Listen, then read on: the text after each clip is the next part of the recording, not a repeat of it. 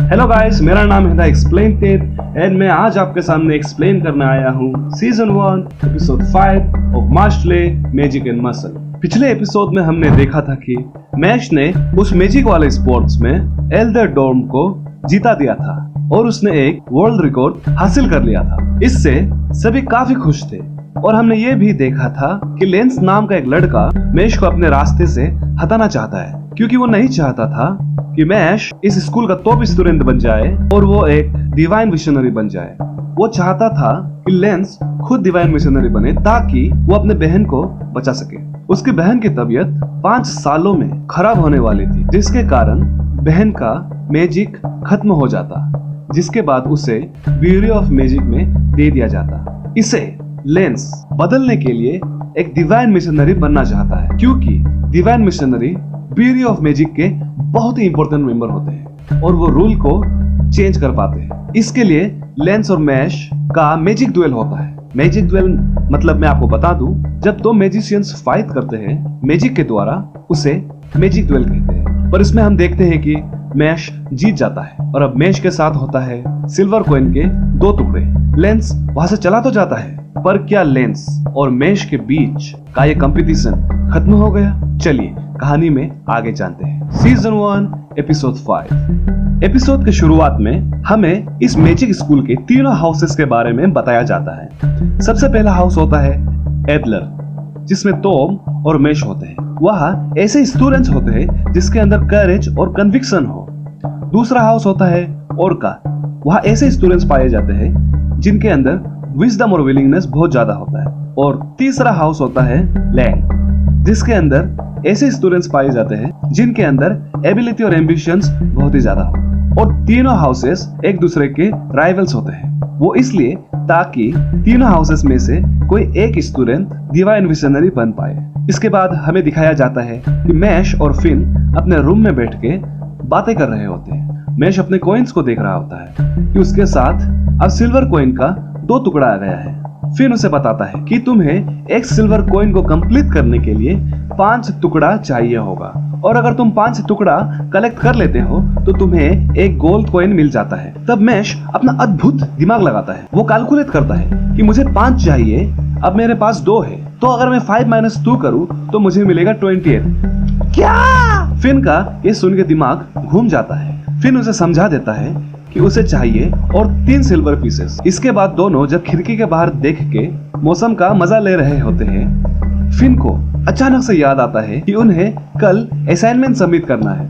जब फिन को ये याद आता है, फिन का टेंशन से हालत खराब हो जाता है और मैश भी फिन के साइड में अपने दोस्त का साथ दे रहा होता है। पर मुझे देख के नहीं लगता कि मैश को कोई भी टेंशन होता है। और जब मैश और फिन घबरा ही रहे होते हैं, रूम में आ जाता है लेंस। लेंस कहता है, ये तुम दोनों क्या कर रहे हो? फिन कहता है कि हमने अपना होमवर्क कल के लिए नहीं किया है। लेंस कहता है, मैंने तो अपना होमवर्क कब का कर लिया। यही सुन के फिन और मैश कहते हैं कि होमवर्क करने में उन्हें भी लेंस हेल्प करे, पर लेंस कहता है कि वो उनका हेल्प नहीं करेगा, वो अपना हेल्प खुद करे। पर उसी समय मैश पहली बार अपना दिमाग लगाता है और उसके लॉकेट को खोल के उसे अपने बहन की तस्वीरें दिखाता है। इसे देखकर लेंस का इमोशनल अत्याचार हो जाता है। वो मान जाता है कि वो मैश और फिन को होमवर्क करने में हेल्प करेगा। उन्हें अपना असाइनमेंट कंप्लीट करने के लिए सबसे पहले चाहिए होता है एक मैद्रागोरा।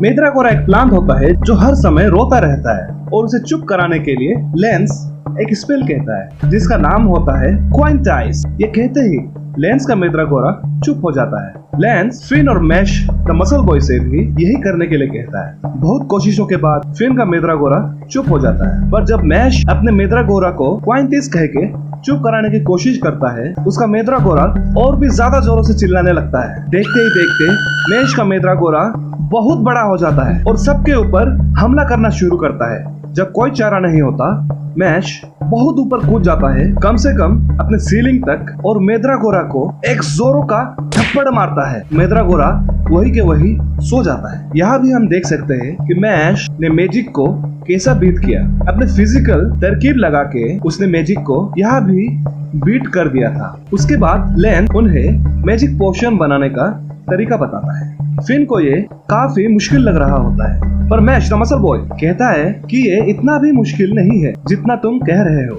वो भी लेंस की तरह सेम प्रोसेस को फॉलो करता है, पर मैजिक पोशन की जगह मैश का बन जाता है एक क्रीम बन। What a surprise! सबको भरोसा नहीं होता कि ऐसा भी कैसे हो सकता है। इसलिए लेंस और फिन मैश से कहते हैं कि अभी तुम हमारे सामने और एक बार पोशन बनाने की कोशिश करो। फिन और लेंस के आंखों के आगे ही काम करते हुए भी मैश का क्रीम बन जाता है। लेंस को अपने आंखों पर बिल्कुल भरोसा नहीं होता, क्योंकि वो इससे पहले ऐसा कान कभी नहीं देखा था। इसके बाद लेंस कहता है मैश से कि तुम भूल मत जाओ, कि तुम मत सोचना कि मैं भूल गया हूँ कि मैंने तुम्हें सिक्का का एक टुकड़ा दिया था, और हो सके तो उसे किसी से बाजी में मत हार जाना। Cut to the scene. Headmaster के रूम में हेडमास्टर अपने दाढ़ी को खुजलाते हुए कुछ सोच रहा होता है, क्योंकि कल all dorm off campus class होता है। जैसे आपको मैंने बताया था कि मैजिक स्कूल में होते हैं 3 हाउसेस, और इस all dorm off campus class में कोई भी 2 हाउसेस एक साथ मिलकर कुछ असाइनमेंट्स पूरे करते हैं कि इस सिचुएशन में मैश खुद को कैसा संभालेगा। Cut to the scene. हमें स्कूल के कॉरिडोर में दिखता है कि 3 लड़के चल रहे हैं। सामने से एक लाल बाल वाला लड़का उन्हें अपने कंधे से धक्के मार के आगे चला जाता है। वो 3 लड़के गुस्से में कहते हैं कि तुम ये कैसा कर सकते हो, तुमने ऐसा क्यों किया। ये सुन के वो लाल बाल वाला लड़का गुस्से में पीछे देखता है और उन 3 लड़के को जमीन पे मार गिराता है।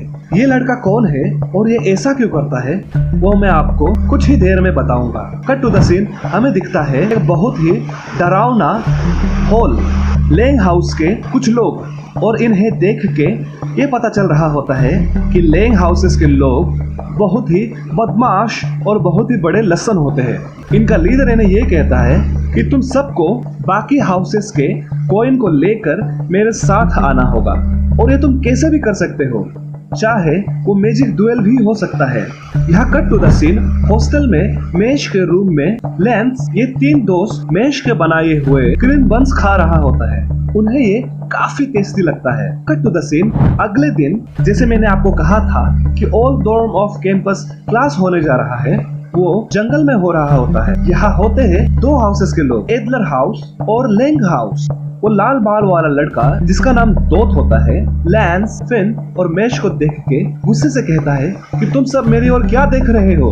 अब मैं आपको बताता हूँ कि दोत सबके साथ ऐसा क्यों करता है। उसके मन में उसे ऐसा लगता है कि ये दुनिया एक कहानी है, और इस कहानी में मेन हीरो है दोत, वो खुद, और सभी साइड कैरेक्टर्स है। जब वो ये सोच रहा होता है तो पीछे से आता है एक लड़के की आवाज, और वो कोई नहीं होता, वो होता है हमारा इरवाइन। और जब इरवाइन सामने आके मैश को इम्पोर्टेंस दे रहा होता है दोत जिसे लगता है कि वो है मेन हीरो, उसे काफी गुस्सा आता है। इतना गुस्सा कि वो मैश के मुंह में थूक देता है और कहता है कि लड़कियों का पूरा अटेंशन मेन हीरो को मिलना चाहिए, तुम्हें नहीं। और तुम्हारे चेहरा को तो देख के ऐसा लगता है कि तुम कोई साइड कैरेक्टर ही हो, और अब से मैं तुम्हें कहूंगा साइड कैरेक्टर। और वो कहता है कि मैं तुमसे बहुत ही जल्द बदला लूंगा। पता नहीं क्यों मैश के पीछे सब पड़े हैं। और जब वो ये सब बातें कर ही रहे होते हैं, पीछे से एक मैजिक स्पेल का आवाज आता है, और एक बहुत ही सुंदर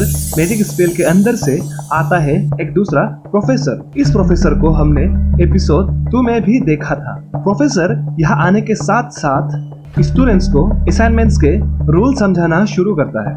वो कहता है कि तुम्हें जंगल में जाके इन स्कॉर्पियन की तरह दिखने वाले मॉन्स्टर्स को मारना है, जो कि ये जंगल में पाए जाते हैं। प्रोफेसर ये भी कहता है कि अगर तुम इनमें से किसी को मारोगे तो तुम्हें मिलेगा एक ब्रॉन्ज कॉइन का टुकड़ा। पर प्रोफेसर कहता है कि दूसरे तरीके स्कॉर्पियन पाए जाते हैं, और इन स्कॉर्पियन के सिर पे एक स्क्वायर शेप का क्रिस्टल होता है, जो इन्हें मारेगा उसे मिल सकता है एक सिल्वर कॉइन का टुकड़ा।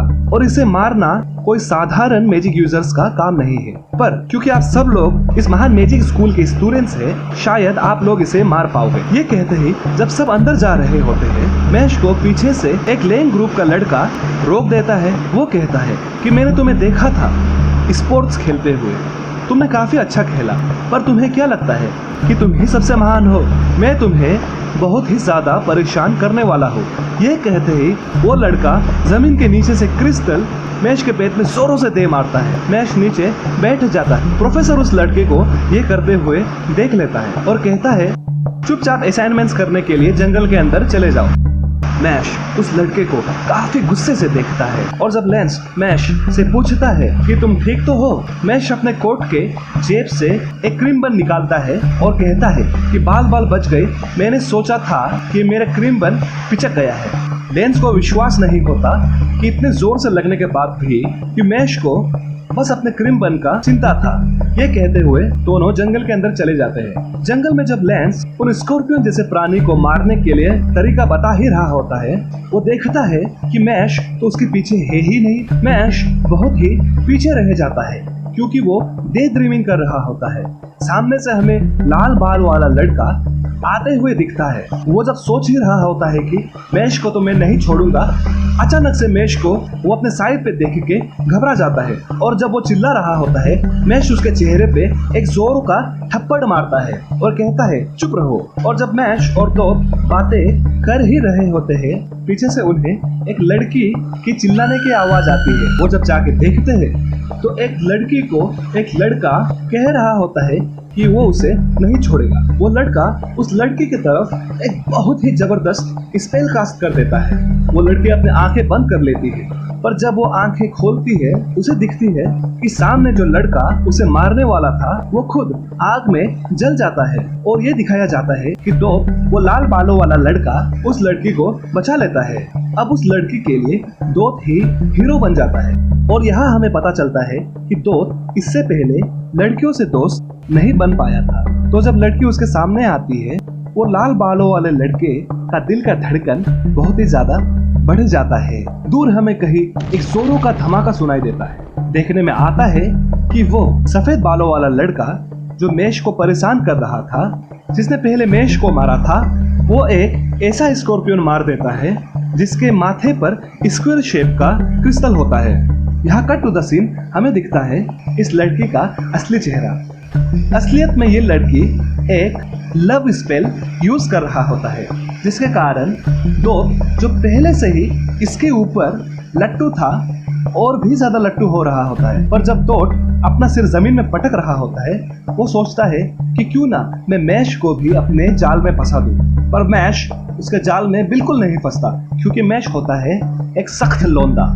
इससे वो लड़की जो खुद को बहुत ही खूबसूरत समझता था वो फ्लॉप हो जाता है। वो सफेद बाल वाली लड़की मैश और दोस्त को बता रहा होता है कि मुझे वही सफेद बाल वाला लड़का जिसने तुम्हें मारा था मैश, वो मुझे भी मारना चाहता है। इसे सुनकर वो लाल बालों वाला लड़का नल्ला दोस्त गुस्से में आ जाता है। वो कहता है कि इसका बदला मैं तुम्हारे लिए लूंगा। पर जब दोस्त ये चीज कह ही रहा होता है, पीछे से वो सफेद बालों वाला लड़का आ जाता है और वो कहता है कि तुम क्या बोल रहे थे, और उन लोगों के बीच एक जोरदार मैजिक स्पेल कास्ट करता है।